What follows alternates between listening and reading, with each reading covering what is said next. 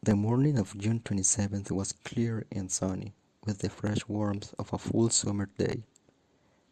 The flowers were blossoming profusely and the grass was richly green. The people of the village began to gather in the square, between the post office and the bank, around 10 o'clock. In some towns, there were so many people that the lottery took 2 days and had to be started on June 26th. But in this village, where there were only about 300 people, the whole lottery took less than 2 hours, so it could begin at 10 o'clock in the morning and still be through in time to allow the villagers to get home for noon dinner. The children assembled first, of course. School was recently over for the summer, and the feeling of liberty sat uneasily on most of them. They tended to gather together quietly for a while before they broke into boisterous play, and their talk was still of the classroom and the teacher, of books and reprimands. Bobby Martin had already stuffed his pockets full of stones, and the other boys soon followed his example, selecting the smoothest and roundest stones. Bobby and Harry Jones and Dickie Delacroix, the villagers pronounced this name Delacroix, eventually made a great pile of stones in one corner of the square and guarded it against the raids of the other boys. The girls stood aside, talking among themselves, looking over their shoulders at the boys, and the very small children rolled in the dust or clung to the hands of their older brothers or sisters. Soon the men began to gather, surveying their own children, speaking of planting and rain, tractors and taxes. They stood together, away from the pile of stones in the corner, and their jokes were quiet and they smiled rather than laughed. The women, wearing faded house dresses and sweaters, came shortly after their men folk. They greeted one another and exchanged bits of gossip as they went to join their husbands.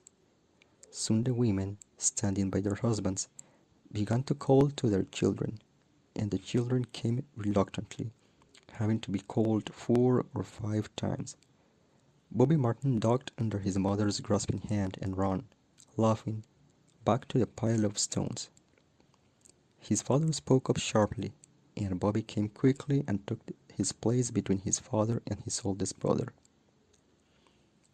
The lottery was conducted, as were the square dances, the teenage club, the Halloween program, by Mr. Summers, who had time and energy to devote to civic activities. He was a round-faced, jovial man, and he ran the coal business, and people were sorry for him because he had no children and his wife was a scold. When he arrived in the square, carrying the black wooden box, there was a murmur of conversation among the villagers, and he waved and called, "Little late today, folks." The postmaster, Mr. Graves, followed him, carrying a three-legged stool, and the stool was put in the center of the square, and Mr. Summers set the black box down on it. The villagers kept their distance, leaving a space between themselves and the stool, and when Mr. Summers said, "Some of you fellows want to give me a hand?"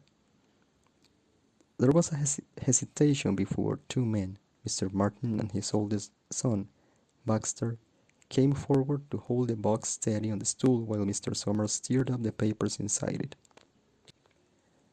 The original paraphernalia for the lottery had been lost long ago, and the black box now resting on the stool had been put into use even before Old Man Warner, the oldest man in town, was born. Mr. Summers spoke frequently to the villagers about making a new box, but no one liked to upset even as much tradition as was represented by the black box.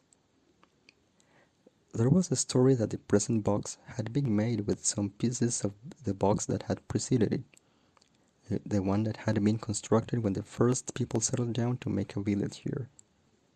Every year, after the lottery, Mr. Summers began talking again about a new box, but every year the subject was allowed to fade off without anything being done.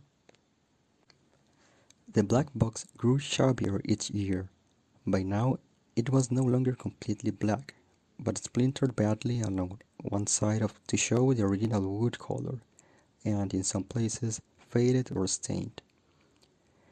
Mr. Martin, his oldest son, Baxter, held the black box securely on the stool until Mr. Somers had stirred the papers thoroughly with his hand. Because so much of the ritual had been forgotten or discarded, Mr. Somers had been successful in having slips of paper substituted for the chips of wood that had been used for generations. Chips of wood, Mr. Somers had argued, had all been very well when the village was tiny, but now that the population was more than 300 and likely to keep on growing, it was necessary to use something that would fit more easily into the black box. The night before the lottery, Mr. Somers and Mr. Graves made up the slips of paper and put them in the box, and it was then taken to the safe of Mr. Somers' coal company and locked up until Mr. Somers was ready to take it to the square next morning. The rest of the year, the box was put away, sometimes one place, sometimes another, and it had spent 1 year in Mr. Graves' barn and another year underfoot in the post office, and sometimes it was set on a shelf in the Martin grocery and left there. There was a great deal of fussing to be done before Mr. Somers declared the lottery open. There were the lists to make up, of heads of families, heads of households in each family, members of each household in each family. There was the proper swearing in of Mr. Somers by the postmaster, as the official of the lottery. At one time, some people remembered, there had been a recital of some sort, performed by the official of the lottery, a perfunctory tuneless chant that had been rattled off duly each year. Some people believed that the official of the lottery used to stand just so when he said or sang it. Others believed that he was supposed to walk among the people, but years and years ago this part of the ritual had been allowed to lapse.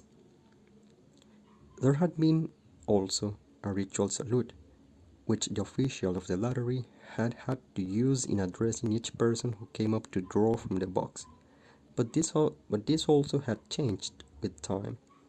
Until now, it was felt necessary only for the official to speak to each person approaching. Mr. Somers was very good at all this, in his clean white shirt and blue jeans, with one hand resting carelessly on the black box. He seemed very proper and important as he talked interminably to Mr. Graves and the Martins.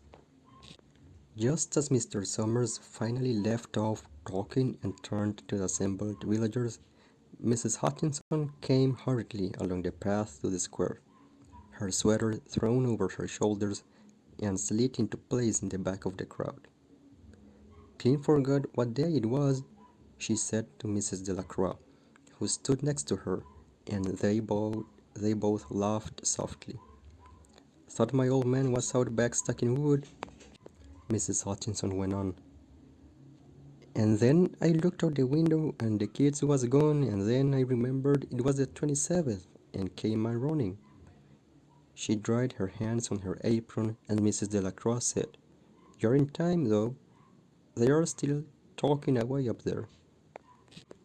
Mrs. Hutchinson craned her neck to see through the crowd and found her husband and children standing near the front. She tapped Mrs. Delacroix on the arm as a farewell and began to make her way through the crowd. The people separated good-humoredly to let her through. 2 or 3 people said, in voices just loud enough to be heard across the crowd, "Here comes your Mrs. Hutchinson." And, "Bill, she made it after all." Mrs. Hutchinson reached her husband, and Mr. Somers, who had been waiting, said cheerfully, "Thought we were going to have to get on without you, Tessie." Mrs. Hutchinson said, grinning, "Wouldn't have me leave my dishes in the sink, now, would you, Joe?" and soft laughter ran through the crowd as the people steered back into position after Mrs. Hutchinson's arrival. "Well, now," Mr. Somers said soberly, "guess we better get started. Get this over with so we can go back to work. Anybody in here?" "Dunbar," several people said. "Dunbar, Dunbar." Mr. Somers consulted his list. "Clyde Dunbar," he said. "That's right. He's broke his leg, hasn't he? Who's drawing for him?" "Me, I guess," a woman said, and Mr. Somers turned to look at her. "Wife draws for her husband," Mr. Somers said. "Don't you have a grown boy to do it for you, Jenny?" Although Mr. Somers and everyone else in the village knew the answer perfectly well, it was the business of the official of the lottery to ask such questions formally. Mr. Somers waited with an expression of polite interest while Mrs. Dunbar answered. "Horace not back 16, vet," Mrs. Dunbar said regretfully. "Guess I gotta fill in for the old man this year." "Right," Mr. Somers said. He made a note on the list he was holding. Then he asked, "What's some boy drawing this year?" A tall boy in the crowd raised his hand.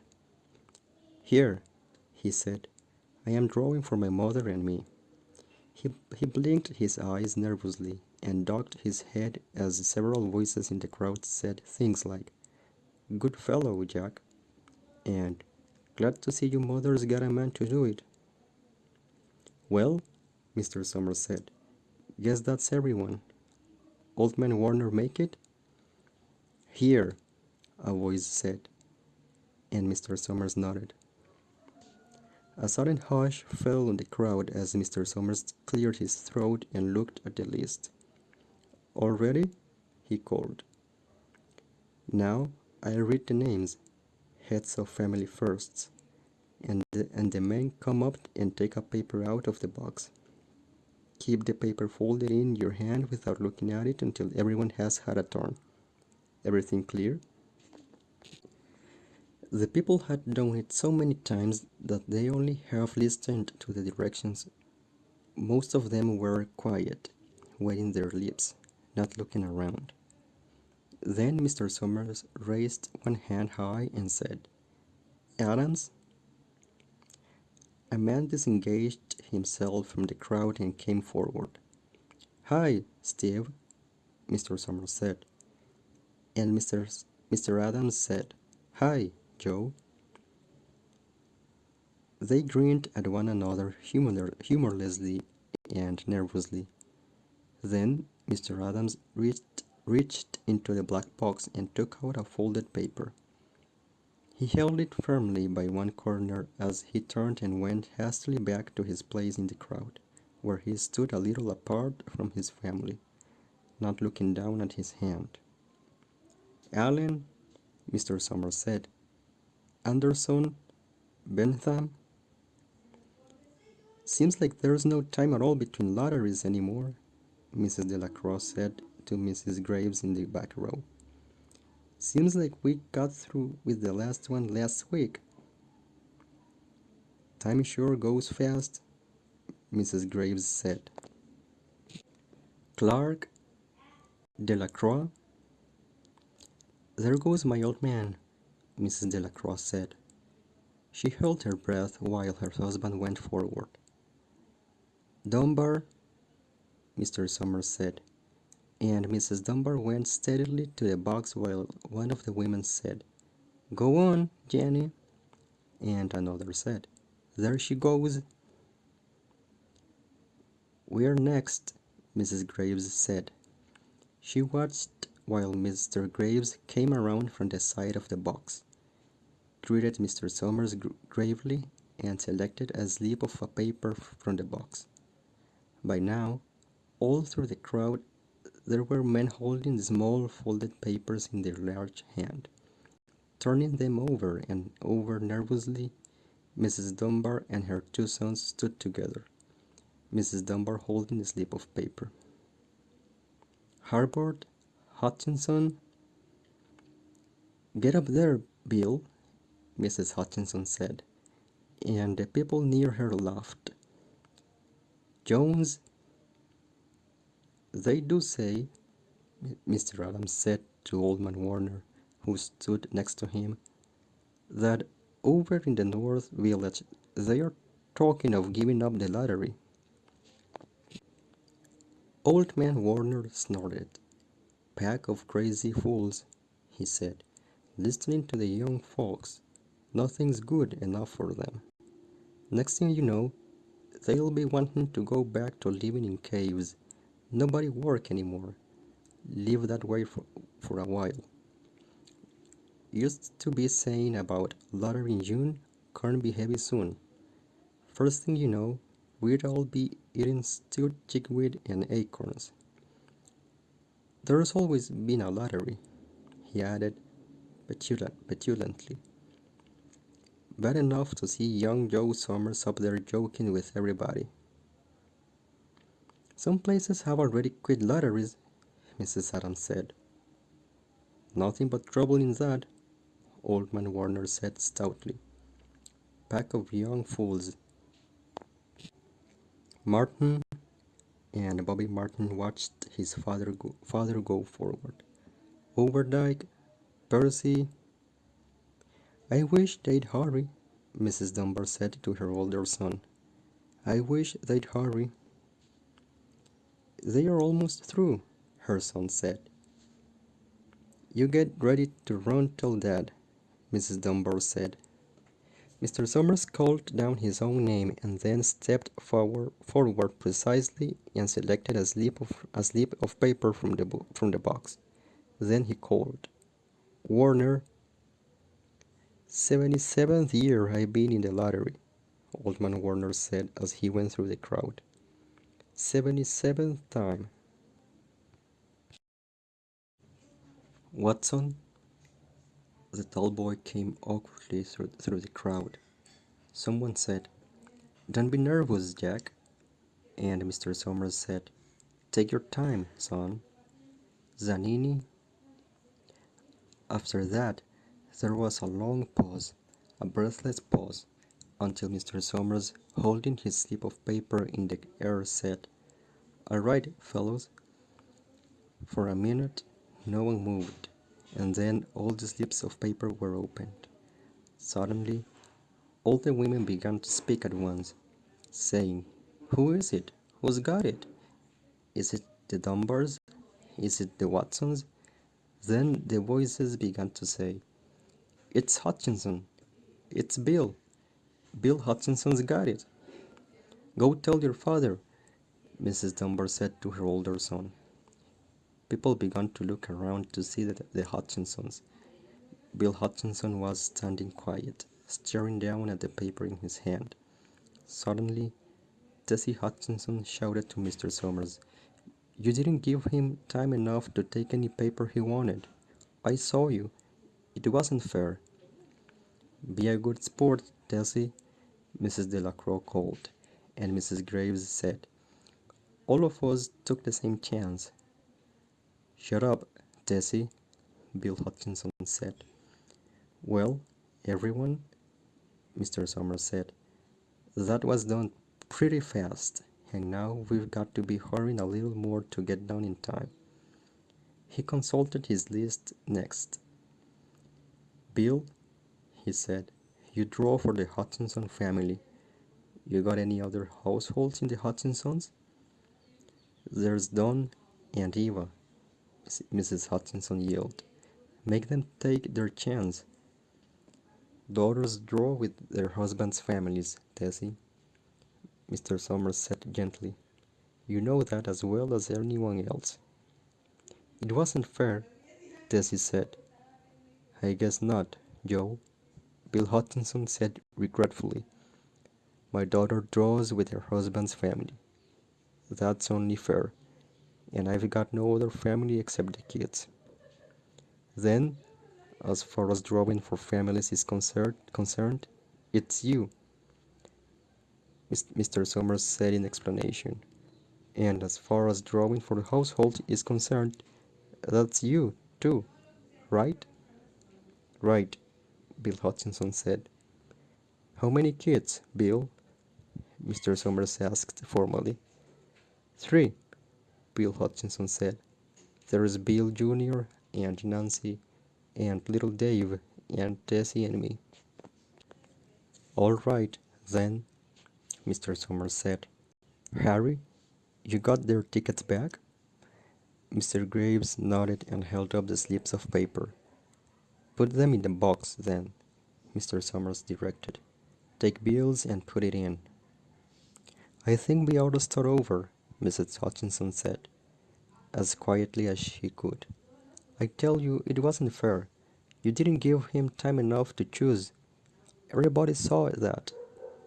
Mr. Graves had selected the 5 slips and put them in the box, and he dropped all the papers but those onto the ground, where the breeze caught them and lifted them off.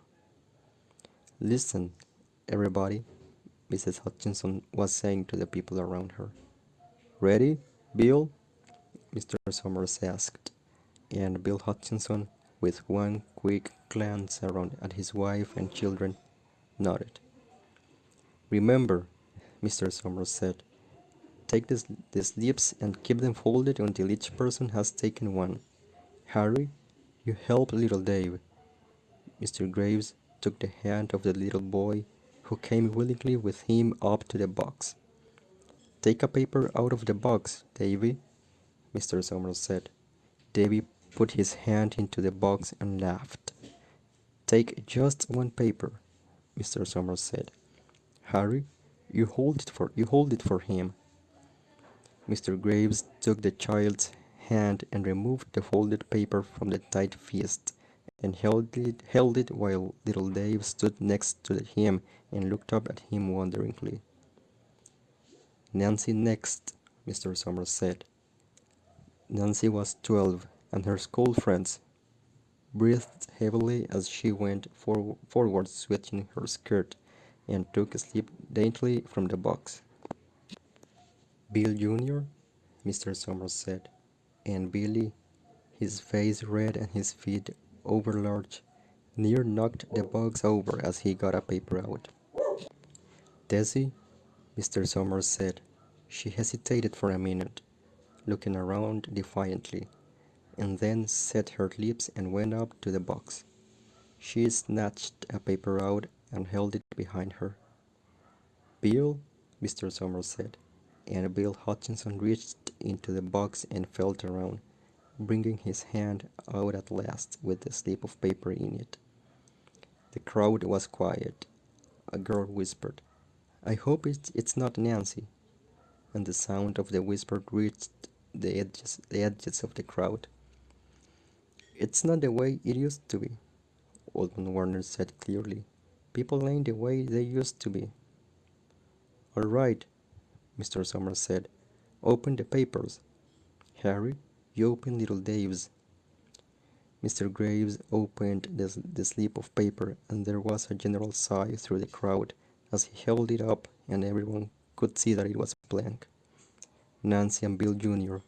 opened theirs at the same time, and both beamed and laughed, turning around to the crowd and holding their slips of paper above their heads. Tessie, Mr. Somers said. There was a pause, and then Mr. Somers looked at Bill Hutchinson, and Bill unfolded his paper and showed it. It was blank. It's Tessie, Mr. Somers said, and his voice was hushed. Show us her paper, Bill. Bill Hutchinson went over to his wife and forced the slip of paper out of her hand. It had a black spot on it, the black spot Mr. Somers had made the night before with a heavy pencil in the coal company office. Bill Hutchinson held it up, and there was a stir in the crowd. All right, folks, Mr. Somers said. Let's finish quickly. Although the villagers had forgotten the ritual and lost the original black box, they still remembered to use stones. The pile of stones the boys had made earlier was ready. There were stones on the ground with the blowing scraps of paper that had come out of the box. Mrs. Delacroix selected a stone so large she had to pick it up with both hands and turned to Mrs. Dunbar. "Come on," she said. "Hurry up." Mrs. Dunbar had small stones in both hands, and she said, gasping for breath, "I can't run at all. You'll have to go ahead and I'll catch up with you." The children had stones already, and someone gave little Davy Hutchinson a few pebbles. Tessie Hutchinson was in the center of a cleared space by now, and she held her hands out desperately as the villagers moved in on her. It isn't fair," she said. A stone hit her on the side of the head. Old Man Warner was saying, come on, everyone." Steve Adams was in the front of the crowd of villagers, with Mrs. Graves beside him. "It isn't fair. It isn't right," Mrs. Hutchinson screamed, and then they were upon her.